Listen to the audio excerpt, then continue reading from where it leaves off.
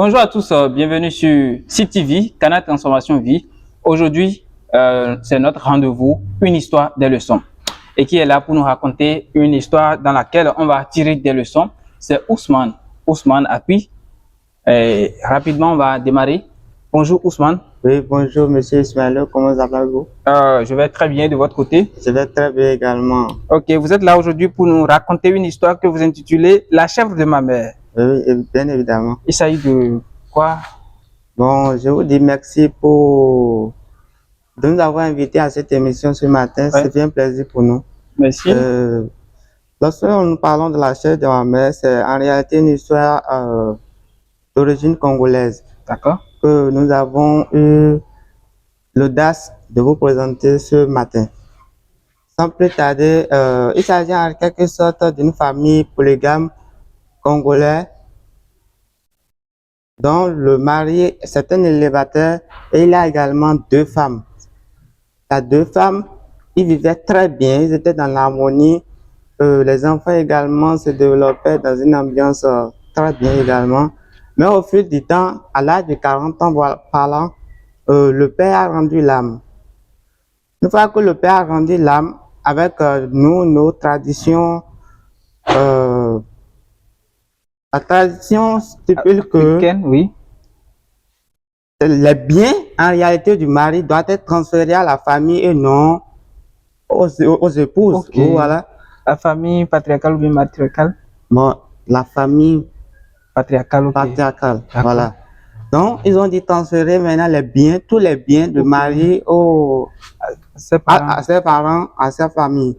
Ce qui a fait que les autres familles, les épouses maintenant, les deux épouses ont commencé par souffrir.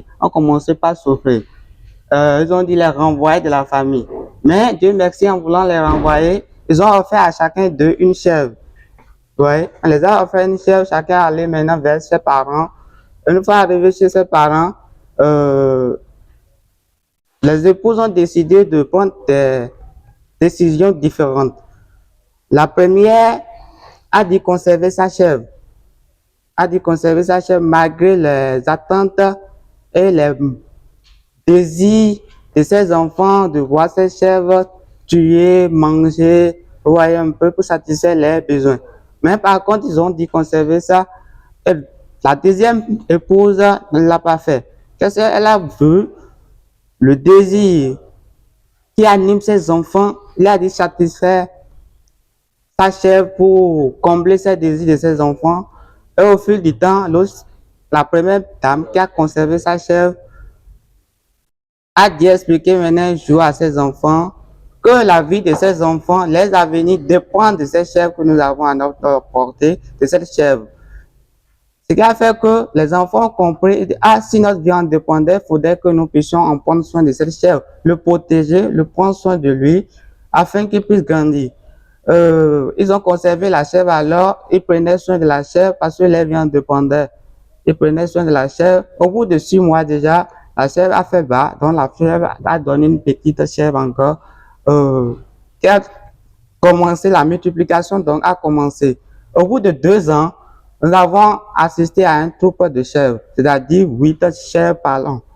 Ce qui a fait que, par contre, l'autre dame a déjà tué sa chèvre. Ils ont déjà mangé ça au bout de 2 semaines déjà. C'est déjà terminé dans la sauce. Ils ont déjà tout oublié. Ce qui a fait que, et encore, ce qui est étonnant, la famille qui avait conservé les troupeaux de chèvres, au bout de 2 ans, nous avons constaté qu'ils n'ont plus de chèvres. Ils ont mangé tout, les chèvres, et les ont tous vendus. Par contre, une dame à qui on a remis une seule chèvre a pu conserver ses chèvres jusqu'à ce qu'on obtienne des troupeaux. Et grâce à ces troupeaux de chèvres, il a financé l'école de ses enfants. Il a financé les écoles. Parmi ses enfants, même, nous avons un enfant cadet qui était fragile en temps.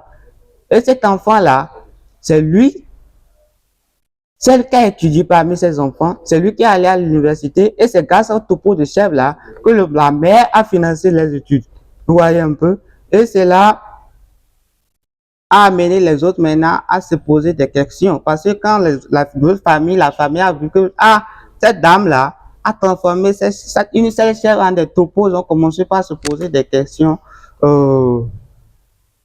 Et également, l'enfant cadet qui est allé à l'université grâce à cela, il a appris des leçons à travers cela, qui l'a permis en réalité, une fois salarié, de développer le même système que sa mère, penser comme sa mère, afin de bâtir une base, sa finance, à partir des enseignements qu'il a reçus de sa mère.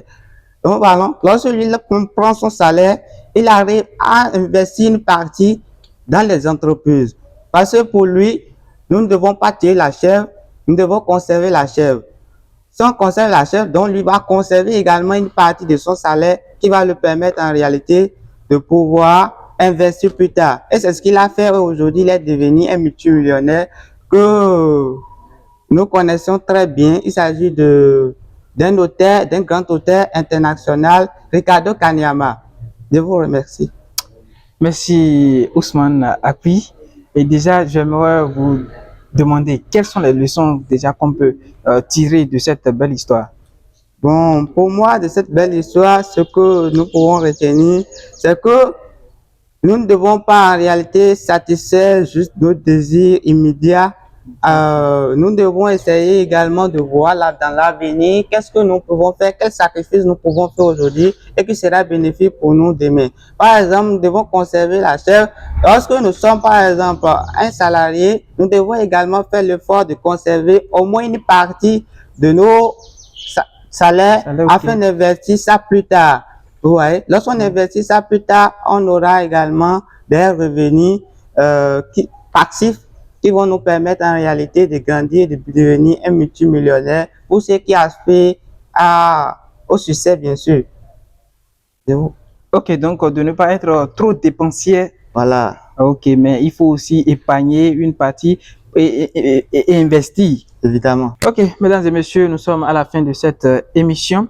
Rendez-vous pour notre prochaine émission, Je veux comprendre, qui va être diffusée ce vendredi. Ne manquez pas, et c'est surtout CTV. CTV, la parole de Dieu est toujours disponible. Suivez-nous quotidiennement, elle vous affranchira. Bye bye.